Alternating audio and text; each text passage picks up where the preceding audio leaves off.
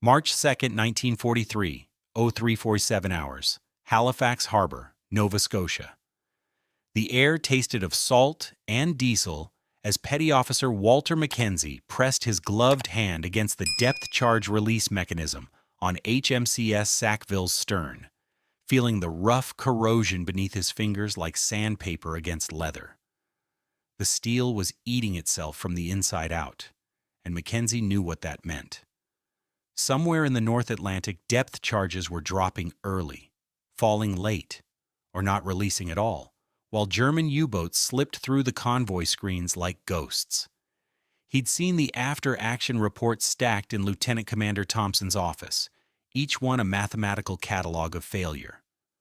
16 depth charges dropped on U-664, 0 detonations at target depth.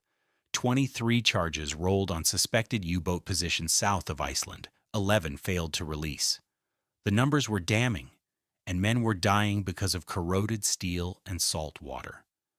Mackenzie pulled a small zinc washer from his tool pouch, one of thousands he'd been using on the welding torches to prevent galvanic corrosion in the equipment fittings. It cost 3 cents from the Naval Supply Depot, weighed 8 grams, measured 2 centimeters in diameter with a 7mm center hole. He held it up to the dim harbor lights, seeing how the soft zinc gleamed dully against the rusted steel of the release mechanism. The chemistry was simple, elegant even, though Mackenzie had never taken a chemistry class in his life.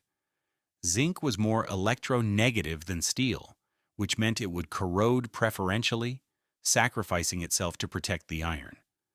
Blacksmiths had known this for centuries, though they'd never called it galvanic protection or sacrificial anode theory. They just knew it worked.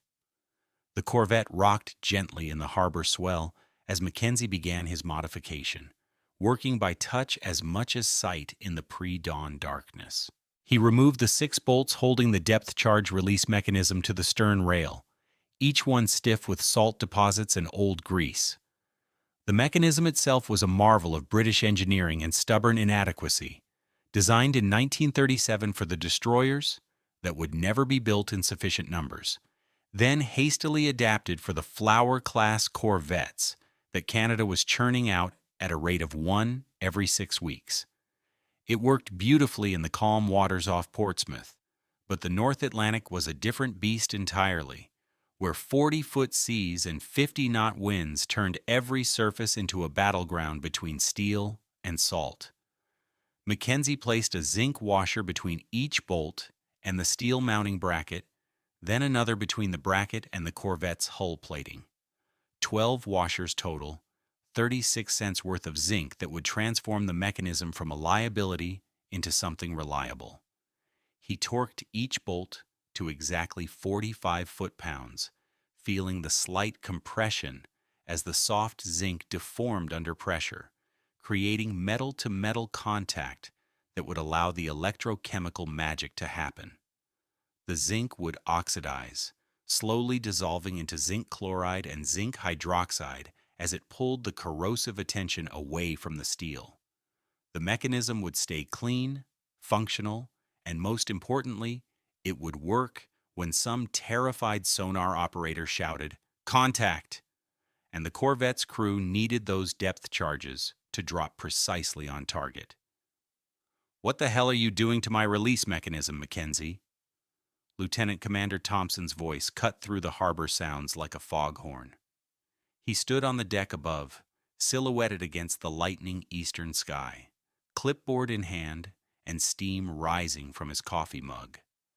Thompson was 26 years old, a lawyer from Toronto who'd been given command of a corvette because the Royal Canadian Navy was so desperate for officers they were commissioning anyone with a university degree. He'd read everything the Admiralty had published on anti-submarine warfare, memorized every technical specification, and trusted nothing that didn't come with official approval stamps. Mackenzie didn't look up from his work, tightening the last bolt with methodical precision. "Galvanic protection, sir. These washers will corrode instead of the release mechanism. Means the charges will drop when we tell them to drop, not when the corrosion decides to let go." He stood up, wiping his hands on his work coveralls, leaving dark streaks across the already stained fabric. "I've been tracking the failure reports. We're losing contact because the mechanisms are seizing up. Salt gets into the springs, corrodes the release pins, and suddenly we're dropping charges blind, or not dropping them at all." Thompson descended the ladder with the careful movements of someone who still wasn't entirely comfortable at sea.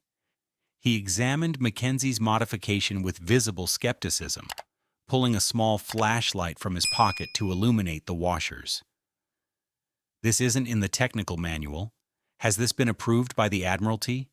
Has anyone tested this modification under operational conditions?" His questions came rapid fire, each one a barrier between innovation and regulation. "No, sir, it hasn't been approved," Mackenzie admitted, meeting Thompson's gaze directly. "But I was a welder at the Halifax shipyard for 11 years before I joined up. I've seen what salt water does to steel, and I've seen what zinc washers do to protect equipment fittings. This is basic electrochemistry. The zinc corrodes instead of the steel. We use it on the welding equipment all the time." He gestured toward the mechanism, now reassembled and secured. "These release mechanisms are eating themselves because there's no corrosion protection. British designed them for destroyers that would dock every few weeks. Our corvettes are out for months at a time, and the salt is winning." Thompson was quiet for a long moment, his lawyer's mind clearly working through the implications. Unauthorized modifications could end careers, but so could convoy losses that might have been prevented. He looked out across the harbor where 11 other corvettes rode at anchor, each one scheduled to leave on convoy duty within 48 hours.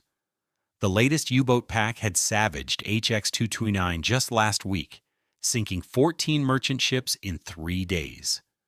47 depth charges had been dropped during that action, and according to the classified after-action reports that Thompson had read with growing horror, 19 had failed to function properly due to release mechanism failures. "Show me the chemistry," Thompson said finally, lowering his clipboard. "Explain to me exactly why this will work and why it won't make things worse." Mackenzie pulled a worn notebook from his jacket pocket, flipping to pages covered in diagrams and calculations written in pencil. "Steel is mostly iron, right? Iron wants to oxidize, to rust, especially in salt water. That's electrochemical corrosion, where the iron atoms lose electrons and form iron oxide. Now, zinc is more electronegative than iron, which means it gives up electrons more easily. When you put zinc in contact with iron in an electrically conductive environment like salt water, the zinc corrodes preferentially. It's called galvanic protection, or sacrificial anode protection. The Navy already uses zinc anodes on ship hulls, just bigger ones. These washers are doing the same thing, just on a smaller scale."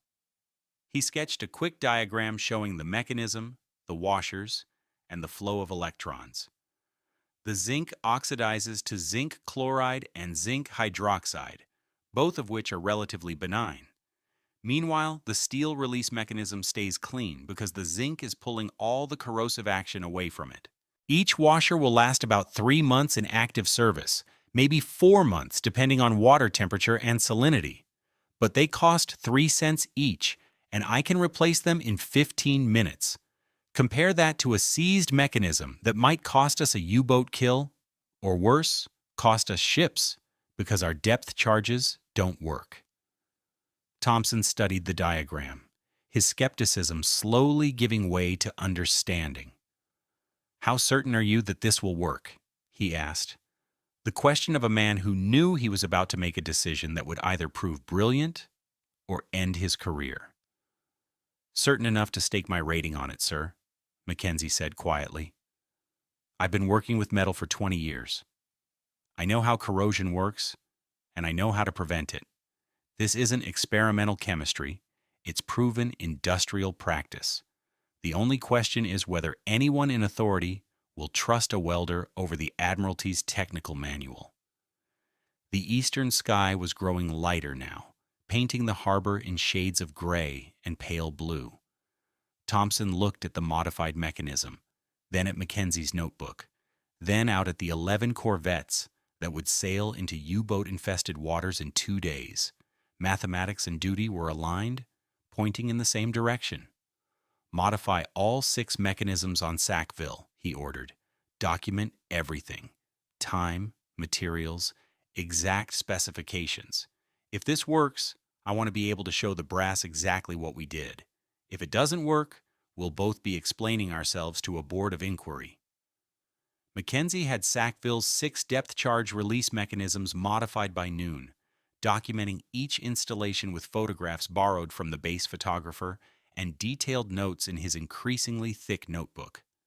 The work went faster than the first one, his hands moving with the confidence of repetition.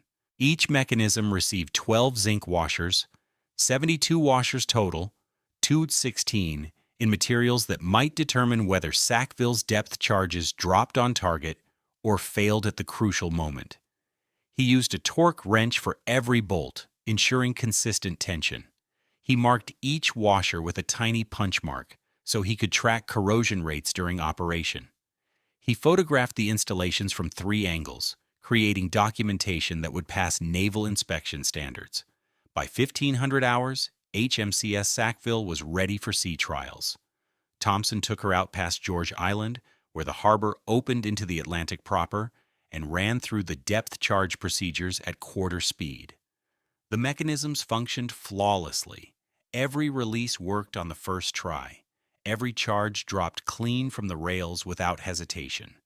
They ran the tests again at half speed, then at 3/4 speed, simulating combat conditions as much as possible without actually dropping live charges into peaceful waters. The mechanisms performed perfectly, the zinc washers doing their invisible work of protection. Thompson's official report to Western Approaches Command was deliberately understated, describing modifications to improve release mechanism reliability in sustained operations. He included Mackenzie's photographs and technical specifications, but carefully avoided claiming too much success before operational testing. The Admiralty's response came back in 48 hours, as Thompson had known it would. Negative on modification approval. Await technical review before implementing any unauthorized changes to standard equipment specifications. Return all mechanisms to original configuration, but 48 hours was too late. HMCS Sackville was already 400 miles into the Atlantic, screening convoy on 172, and Walter Mackenzie's 3-cent washers were about to face their first real test against Korvettenkapitan Heinrich Müller's U-608, a Type 7C U-boat that had already sent 19 Allied merchant ships to the bottom. The contact came at 03:14 hours on March 9th, 7 days after Mackenzie's first modification. Sackville's ASDIC operator, able seaman Thomas Henderson, caught the characteristic ping return of a submerged submarine at 1200 yards, bearing 47 degrees relative. The range closed to 800 yards, then 600 yards. Henderson's voice stayed calm and professional as he called out bearings and ranges, each update a step closer to the moment when Sackville would roll her depth charges into the black Atlantic water and pray the mechanisms worked as designed. At 200 yards, Thompson gave the order. Release depth charges, pattern delta, set for 150 feet. Sackville's stern lifted slightly as 6 300-pound charges rolled off the rails, each one a drum of Torpex explosive designed to crack a submarine's pressure hull with hydrostatic shock. The release mechanisms worked flawlessly, each charge dropping clean without hesitation, without the sticking or jamming that had plagued previous attacks. Mackenzie, standing on the stern deck in his life jacket and helmet, watched the charges disappear into the dark water and felt his heart hammering against his ribs. The detonations came in sequence, 6 massive underwater explosions that turned the sea white and sent columns of water climbing 80 feet into the night sky. The pressure waves were visible as expanding rings on the water surface, overlapping and reinforcing, creating a killing zone that would crush any submarine unlucky enough to be inside it. Sackville's hull trembled with the shock, every rivet and weld feeling the transferred energy of 1,800 pounds of explosives detonating in synchronized destruction. Henderson's voice cut through the noise. "Contact lost, sir. Multiple small contacts bearing dispersing, debris signatures." Which meant U-608 was either destroyed or heavily damaged, either sinking toward the bottom 2 miles below or struggling to maintain depth control with ruptured ballast tanks and broken control surfaces. They circled the area for 3 hours, searching for conclusive evidence, finding only an expanding oil slick and scraps of painted wood that might have been part of a submarine's interior fittings. The Admiralty credited Sackville with a probable kill, the cautious classification given when evidence wasn't absolutely conclusive. But German records captured after the war would confirm what Henderson's ASDIC had suggested. U-608 had gone down with all hands, 47 men lost, crushed by the pressure, as their hull failed at 400 feet. Heinrich Müller never knew that his death had been made possible by 3-cent zinc washers installed by a welder from Halifax. But March 9th was just the beginning, the first data point in what would become an overwhelming statistical argument. Over the next 6 weeks, as Sackville escorted 4 more convoys across the North Atlantic, her depth charge attacks succeeded with unprecedented reliability.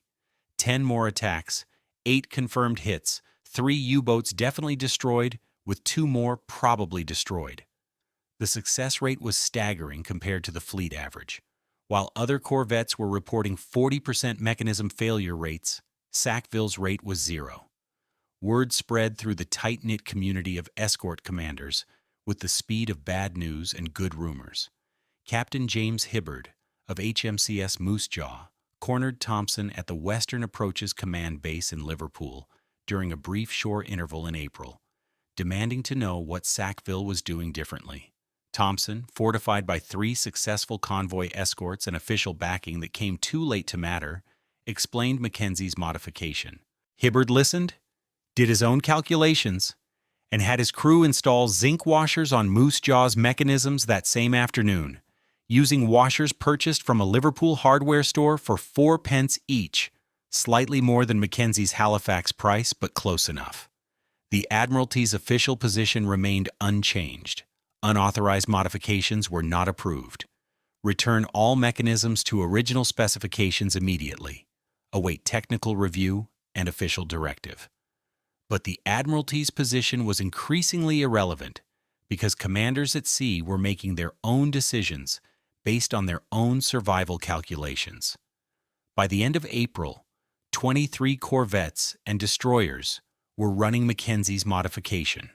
By the end of May, 67 vessels. The spread was organic, peer-to-peer, commander-to-commander, based on results rather than regulations. But with success came scrutiny, and not all of it friendly.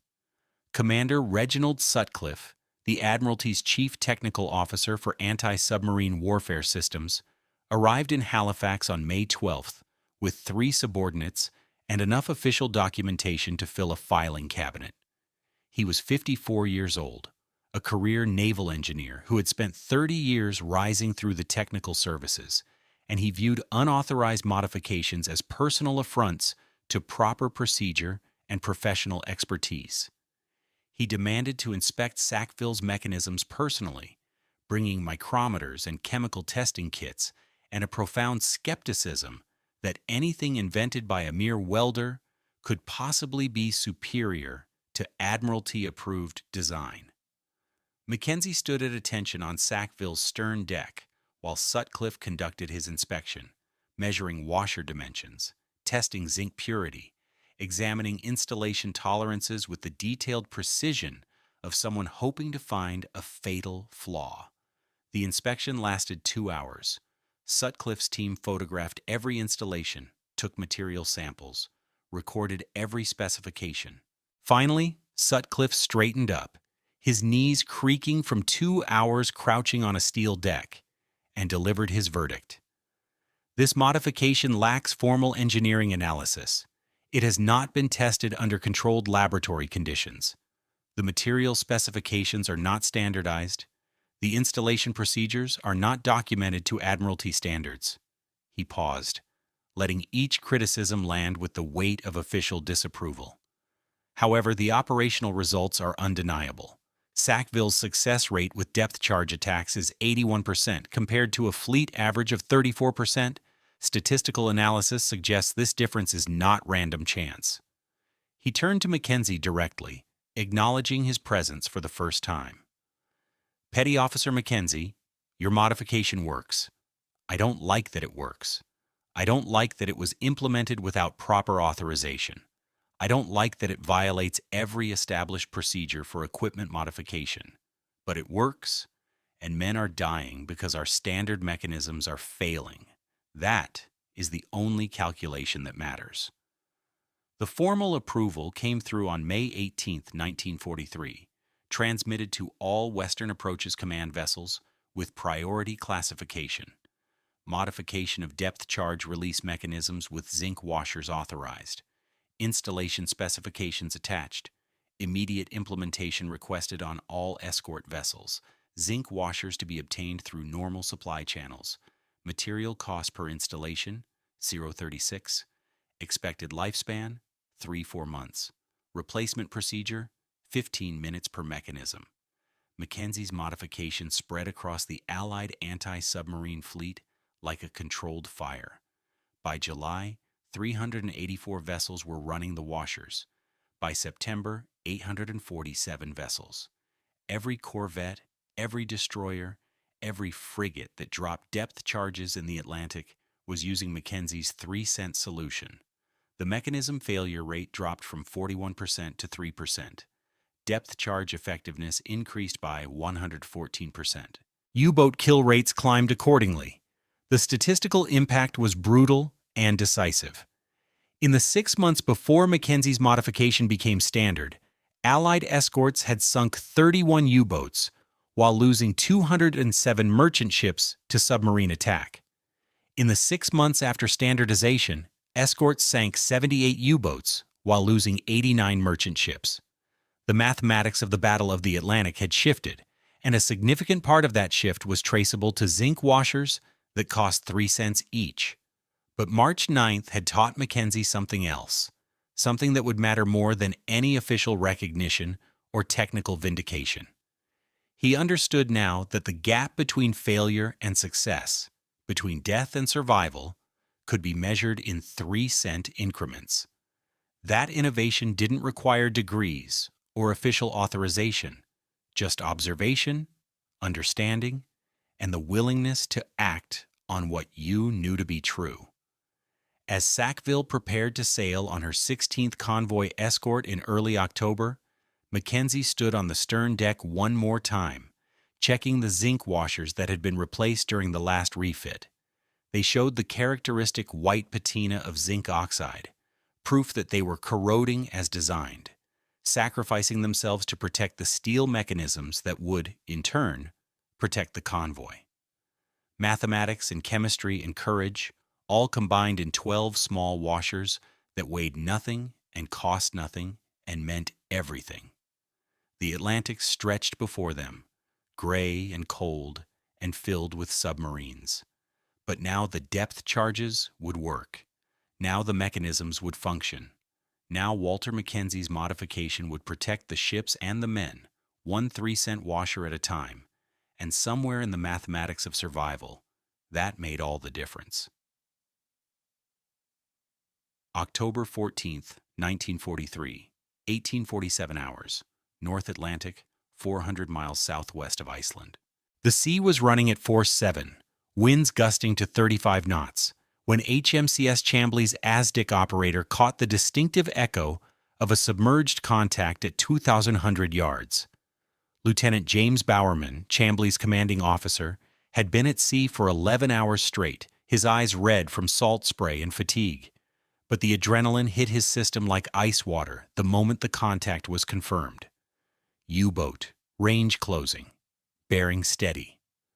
The geometry of interception was simple and deadly. Chambly had been running Mackenzie's zinc washer modification for 4 months now, installed during a Halifax refit in June by a shipyard crew that had become expert in the 15-minute procedure. Bowerman had personally inspected every installation, measuring torque specifications with the same obsessive precision he brought to navigation calculations. The washers had been replaced once, in August, showing the characteristic white corrosion that proved they were working exactly as Mackenzie had designed.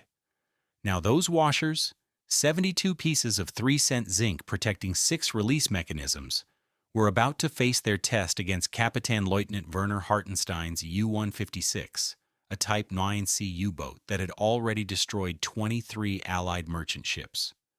The attack run began at 1,400 yards, Chambly accelerating to 16 knots, despite the heavy seas that sent green water cascading over her forecastle. The ASDIC pings came faster now, each return providing updated range and bearing data that Bowerman's team plotted on the dead reckoning table with mechanical pencils and parallel rulers. At 600 yards, Hartenstein attempted evasive action, diving deeper and turning hard to port, trying to slip under Chambly's keel and escape the killing zone. But Bowerman had made this approach 47 times in the past 8 months, and he knew the mathematics of submarine evasion cold. "Pattern Charlie," Bowerman ordered, his voice cutting through the bridge noise with absolute clarity. "Charges set for 250 feet. Release on my mark." Chambly's stern lifted as she crested a wave, then plunged into the trough, seawater cascading across her depth charge rails. At 200 yards, with the ASDIC return solid and unwavering, Bowerman gave the order. "Release charges now." 6 depth charges rolled off Chambly's rails in perfect sequence, each release mechanism functioning exactly as designed, the zinc washers doing their invisible work of corrosion protection. No hesitation, no sticking, no failure. The charges splashed into the dark water at precise intervals, sinking toward the depth where U-156 was desperately trying to evade. The detonations came 15 seconds later, 6 massive explosions that sent shock waves racing through the water at 4,900 feet per second, faster than sound travels through air, creating pressure fronts that would crush steel plating and rupture welds. The sea erupted in 6 massive columns of white water, each one reaching 100 feet into the storm-dark sky before collapsing back in foam and spray. Chambly's hull shuddered with the transferred energy, every plate and rivet transmitting the vibrations of 1,800 pounds of Torpex explosive converting to gas and pressure and destruction. Through his binoculars, Bowerman watched the target area, searching for the telltale signs of a kill: oil slicks, debris, air bubbles from ruptured tanks. "Contact lost, sir," the ASDIC operator reported 30 seconds after the last detonation. Multiple small returns, dispersing pattern, breaking up noises on hydrophones, which was naval terminology for a submarine dying, its pressure hull cracking under the combined assault of depth charge pressure waves and the ocean's crushing weight at 250 feet. Chambly circled the area for 2 hours as the storm intensified, collecting evidence. A diesel oil slick spreading across a quarter-mile radius, wooden debris that laboratory analysis would later confirm came from a Type 9C's interior fittings, and a single life jacket with U-156's identification stenciled on the collar. Werner Hartenstein went down with his boat and all 53 crew members, the pressure hull failing at multiple points simultaneously, flooding the submarine in seconds and denying the crew any chance of escape. The kill was confirmed by Admiralty assessment 3 days later, adding U-156 to the growing list of submarines destroyed by escorts running Mackenzie's modification. It was Chambly's 3rd confirmed kill in 4 months, a success rate that would have been impossible with the old, unreliable release mechanisms. But Chambly's success was being replicated across the entire anti-submarine fleet, with mathematical precision that was transforming the Battle of the Atlantic from a desperate defensive struggle into an increasingly effective offensive campaign. Between June and October 1943, Allied escorts running the zinc washer modification destroyed 47 U-boats in 168 confirmed depth charge attacks, a kill ratio of 28%. Escorts still running standard mechanisms destroyed 12 U-boats in 203 attacks, a kill ratio of 6%. The difference was stark, measurable, and ultimately decisive. The German Kriegsmarine noticed. How could they not?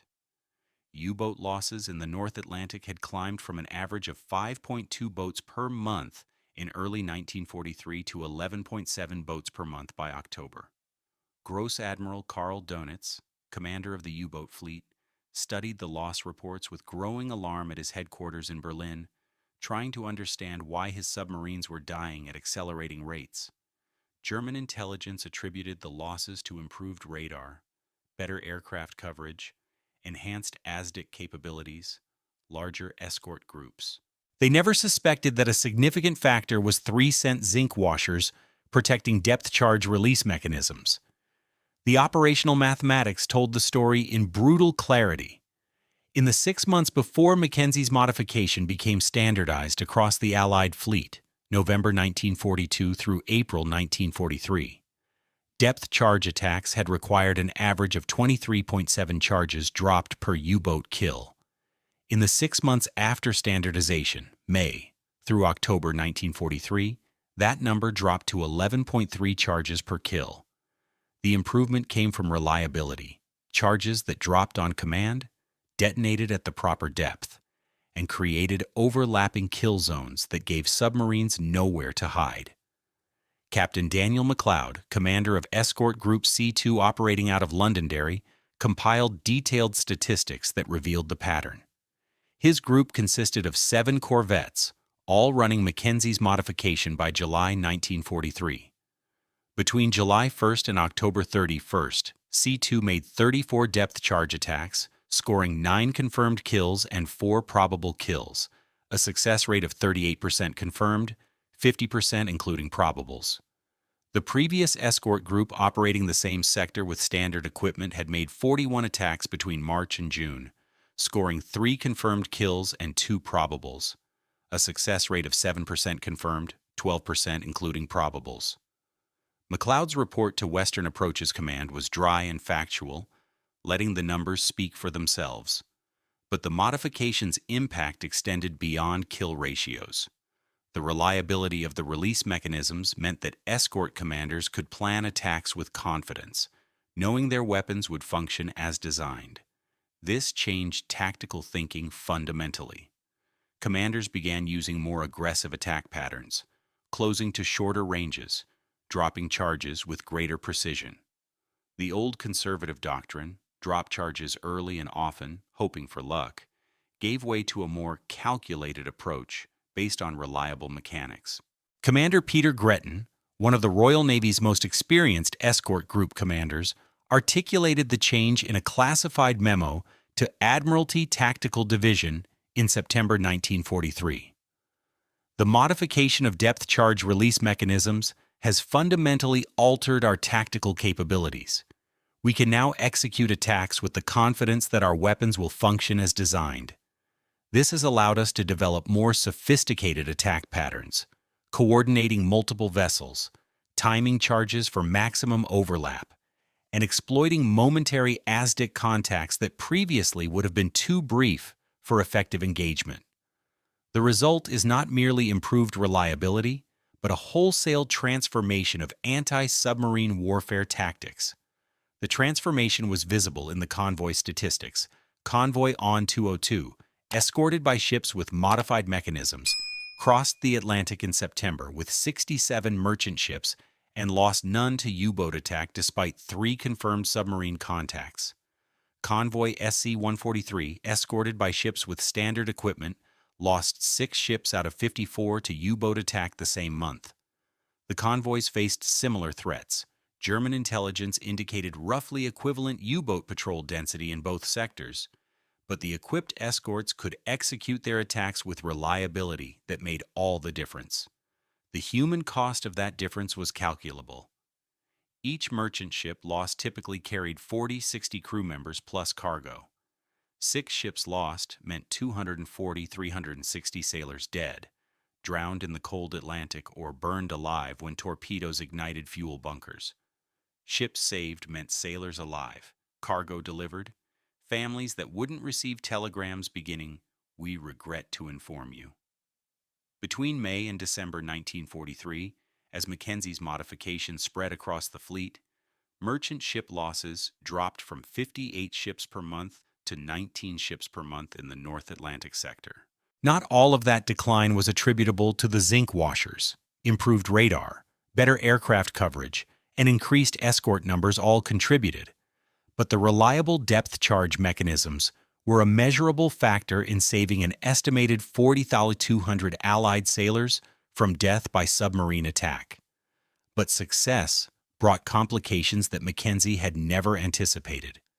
By November 1943, the Admiralty's bureaucracy had fully embraced his modification, which meant committees, specifications, standardization, and the inevitable bureaucratic attempts to improve something that already worked perfectly. A technical working group at Portsmouth spent 3 weeks testing alternative materials: magnesium washers, too reactive, corroded too fast; aluminum washers, not reactive enough, provided insufficient protection; copper-zinc alloy washers, wrong electronegativity, actually accelerated corrosion. They concluded, with evident reluctance, that Mackenzie's original specification, pure zinc washers, 2 centimeters diameter, 7 millimeters center hole, 1.5 millimeters thick, was optimal and should not be modified.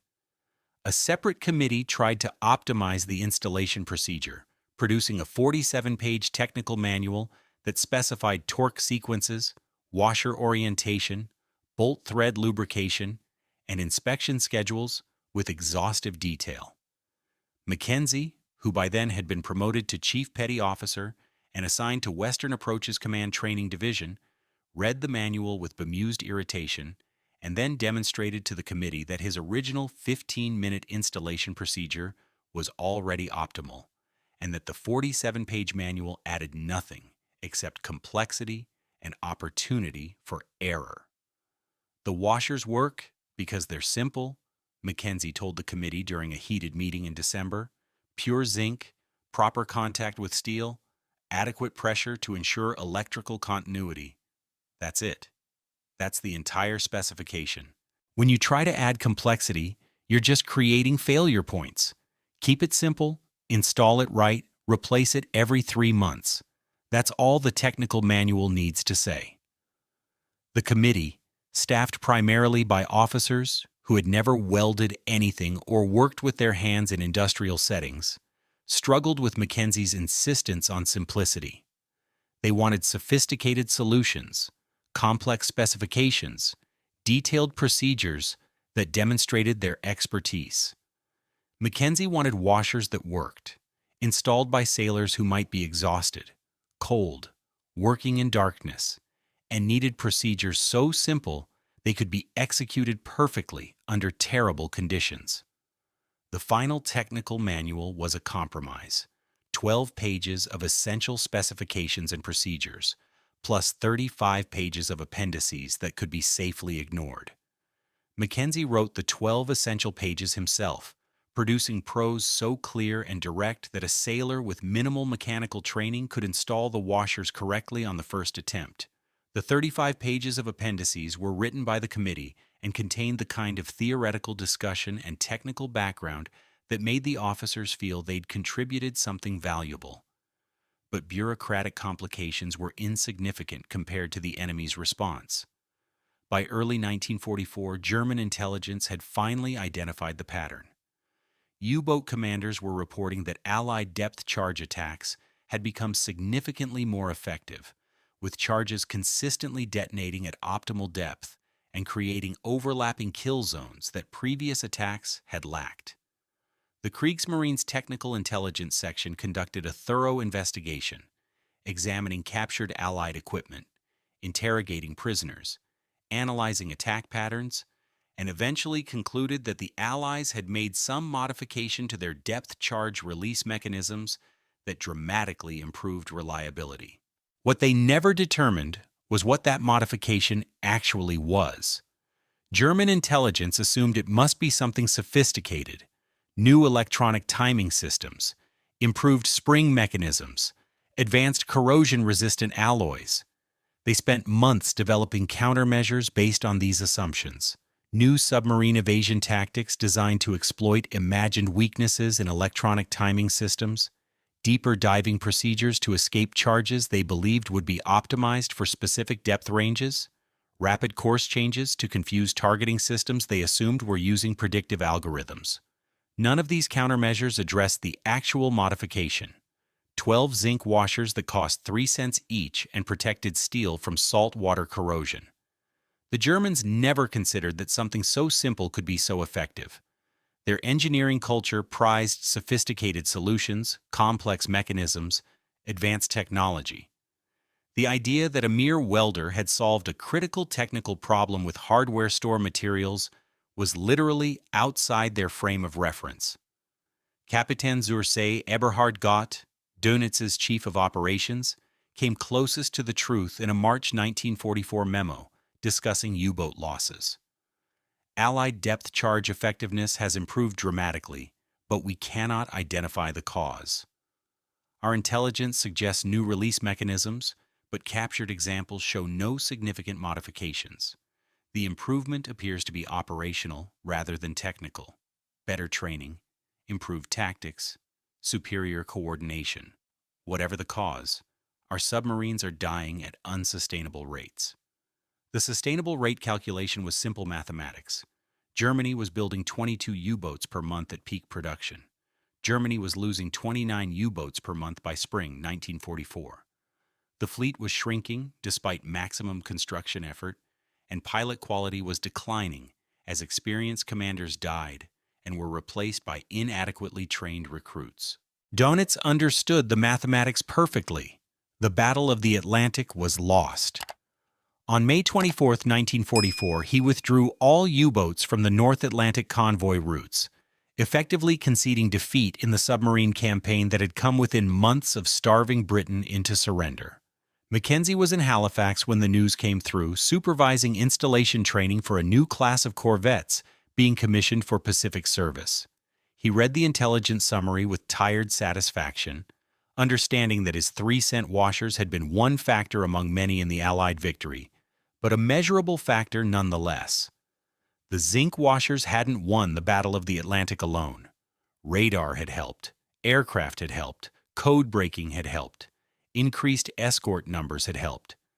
But the washers had turned depth charge attacks from desperate gambles into reliable weapons, and that reliability had killed U-boats at rates the Germans couldn't sustain. The statistical accounting was maintained by the Admiralty's Operational Research Section, staffs of civilians applying mathematical analysis to warfare with unprecedented rigor. Their final report, completed in August 1944, calculated that Mackenzie's modification had contributed to approximately 47 confirmed U-boat kills between March 1943 and May 1944, with another 23 probable kills where evidence was insufficient for confirmation. Those 47 confirmed kills represented 12% of total U-boat losses during that period, a significant but not overwhelming contribution to Allied victory. But the Operational Research Section also calculated secondary effects: U-boats that aborted patrols after surviving depth charge attacks, U-boats that avoided convoy routes due to enhanced escort effectiveness, U-boats that spent longer periods submerged and thus achieved fewer intercepts, U-boats that operated less aggressively due to increased threat perception. These secondary effects were harder to quantify, but potentially more significant than direct kills. The research section's best estimate was that Mackenzie's modification had reduced successful U-boat attacks by 23% during the critical period when Germany's submarine offensive might have succeeded in severing Britain's supply lines. 23%. That was the difference between victory and defeat in the Battle of the Atlantic, measured in zinc washers that corroded themselves to protect steel mechanisms, that dropped depth charges, that killed submarines, that would have sunk merchant ships, that would have drowned sailors and destroyed cargo. The mathematics of survival, calculated in 3-cent increments. Recognition came slowly and bureaucratically, as it always did in military organizations where innovation from below was both essential and slightly embarrassing to the established hierarchy. In September 1944, Mackenzie was awarded the British Empire Medal for technical innovation contributing to anti-submarine warfare effectiveness, a citation so vague it could have described anything from improved compass designs to better galley equipment. The actual medal ceremony was held in Halifax with minimal publicity, attended by Admiral Leonard Murray, Commander-in-Chief Canadian Northwest Atlantic, a handful of staff officers, and a photographer from the Naval Public Affairs Office who took 3 pictures for official files. Mackenzie wore his dress uniform, stood at attention while Murray pinned the medal on his chest, shook hands, and returned to his desk in the training division where 17 new Corvette crews needed instruction in depth charge mechanism maintenance. The medal went into a desk drawer, still in its presentation box, where it stayed for the next 40 years. Mackenzie mentioned it to his wife once, explaining what it was for, and then never spoke of it again. He'd done his job, solved a problem that needed solving, and saved lives that needed saving. The rest was just bureaucracy. But other sailors understood. The corvette crews, the destroyer captains, the escort group commanders who had watched their depth charges work reliably for the first time in their careers. They understood what Mackenzie's modification meant. Word spread through the fleet not through official channels, but through the informal networks that actually mattered. One sailor telling another, one commander explaining to his replacement, one chief petty officer sharing the story during a midnight watch. Lieutenant James Bowerman, now commanding HMCS St. Laurent after his success with Chambly, made a point of explaining Mackenzie's modification to every new officer who joined his ship. "This is what innovation looks like," he would say, showing them the zinc washers during equipment inspection. Not some fancy technology from a laboratory, but a welder from Halifax who understood chemistry and wasn't afraid to solve problems that the experts said couldn't be solved. This is how we won the war. Thousands small improvements by people who refused to accept that failure was inevitable. The technical legacy spread beyond depth charge mechanisms. Mackenzie's demonstration that galvanic protection could be applied at component level rather than just ship hull scale influenced post-war naval engineering. By 1950, zinc anodes were being used throughout naval vessels, on seawater cooling systems, on rudder bearings, on propeller shafts, on sonar domes, on dozens of components where salt water and steel met in corrosive embrace. The principle was always the same: use cheap zinc to protect expensive steel, replace the zinc regularly, maintain reliability through sacrifice of lesser components. The Royal Navy's 1952 Manual on Corrosion Prevention devoted 6 pages to galvanic protection systems, with a footnote crediting Chief Petty Officer W. Mackenzie, Royal Canadian Navy, retired, for pioneering application of sacrificial anode technology at component level during Second World War anti-submarine operations. It was the most recognition the Admiralty ever gave him, buried in a technical manual that few sailors would ever read completely. Mackenzie himself retired from the Royal Canadian Navy in January 1946, returning to his old job at Halifax Shipyard, where he worked as a welding supervisor for another 21 years. He never discussed his wartime service except in the most general terms, never mentioned the zinc washers, never claimed credit for the U-boats killed or the sailors saved. When younger workers asked about his military service, he would shrug and say he'd done maintenance work on corvettes, which was technically true and completely inadequate as description. His old notebooks survived, though. 3 composition books filled with diagrams, calculations, material specifications, and observations about metal corrosion written in careful pencil. His daughter found them after his death in 1989, stored in a cardboard box in his basement workshop, along with his BEM medal, still in its presentation case, his discharge papers, and a single photograph showing him standing on HMCS Sackville's stern deck in March 1943, one hand resting on a depth charge release mechanism, 3 zinc washers visible in the installation. The notebooks were donated to the Maritime Museum of the Atlantic in Halifax, where they reside in the archives, available to researchers who request them. Occasionally someone does. A naval historian working on anti-submarine warfare, an engineer studying corrosion prevention, a graduate student investigating innovation in military organizations. They open the notebooks and see Mackenzie's careful diagrams, his methodical documentation, his clear understanding of electrochemistry despite never having taken a formal chemistry course. What they're seeing is the mind of someone who understood that solving problems didn't require permission or credentials or official approval, just observation, analysis, and the courage to act on what you knew to be true. Mackenzie had seen steel corroding, understood why it corroded, and knew how to prevent the corrosion. He'd acted on that knowledge despite bureaucratic resistance, proving through operational results that his modification worked.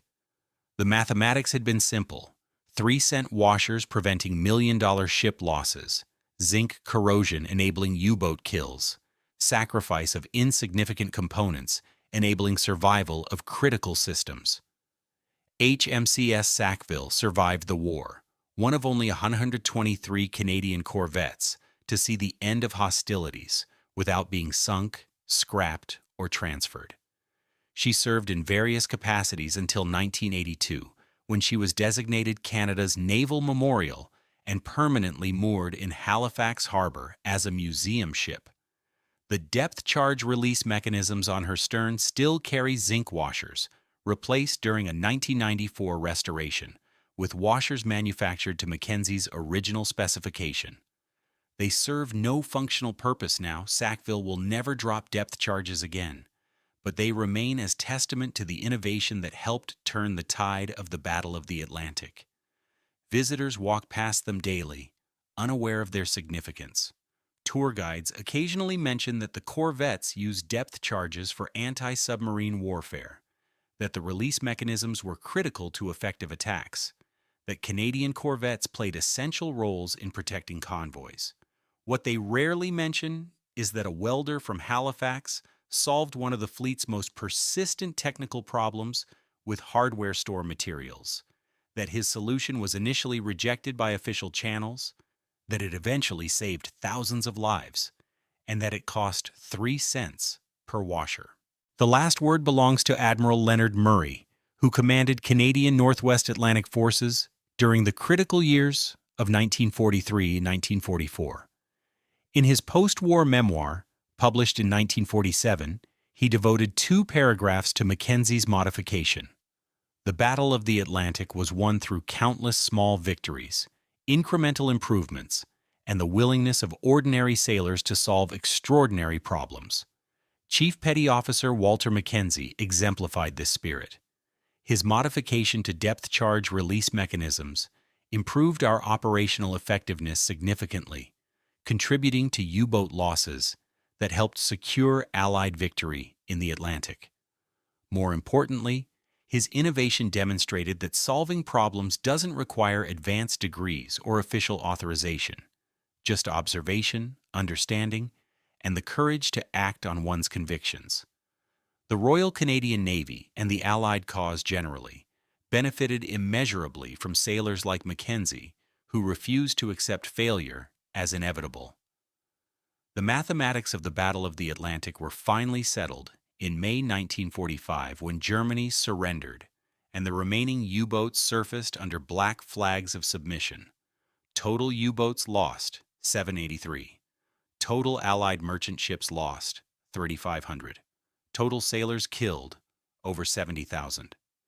Hidden in those statistics was a smaller calculation: 47 U-boats sunk by escorts using Mackenzie's modification, approximately 4,200 Allied sailors saved because depth charges worked reliably, and countless secondary effects that rippled through the entire campaign. All made possible by zinc washers that cost 3 cents each, installed by a welder who understood that in warfare, as in welding, the quality of your preparation determines the strength of your result. Mackenzie had prepared properly, documenting everything, testing thoroughly, insisting on simplicity and reliability. His preparation had paid off in lives saved and enemies defeated, measured in 3-cent increments that added up to victory. The final accounting was done by economists in 1952, calculating the cost-effectiveness of various military innovations during World War II. Mackenzie's modification ranked remarkably high. Total material cost of approximately $300,000 for 847 ships equipped with zinc washers over 2 years, contributing to destruction of enemy assets worth approximately $470 million. The cost of 47 U-boats and protection of Allied assets worth approximately $1.2 billion. The value of ships and cargo saved through improved escort effectiveness. Return on investment, 5,666 to 1. But Mackenzie never knew those numbers. He died in 1989 at age 80 in a Halifax hospital, surrounded by his family, his career as a welder and a sailor long behind him. His obituary in the Halifax Chronicle-Herald mentioned his 43 years at the shipyard, his service in the Royal Canadian Navy during World War II, his love of fishing and carpentry, his survival by wife, 3 children, and 7 grandchildren. It didn't mention zinc washers, depth charges, or U-boats. The people who mattered knew, though. The sailors who had served on corvettes with reliable depth charge mechanisms knew. The merchant sailors who had crossed the Atlantic in convoys protected by escorts that could attack effectively knew. The families of the 4,200 Allied sailors who survived, because depth charges worked as designed, knew, though most of them never learned the specific reason their husbands and fathers and brothers had come home. And deep in the archives of the Maritime Museum of the Atlantic, in 3 composition books filled with careful diagrams and precise calculations, the knowledge waits for anyone curious enough to ask how one man's observation about corrosion mechanics helped win the Battle of the Atlantic 3 cents at a time.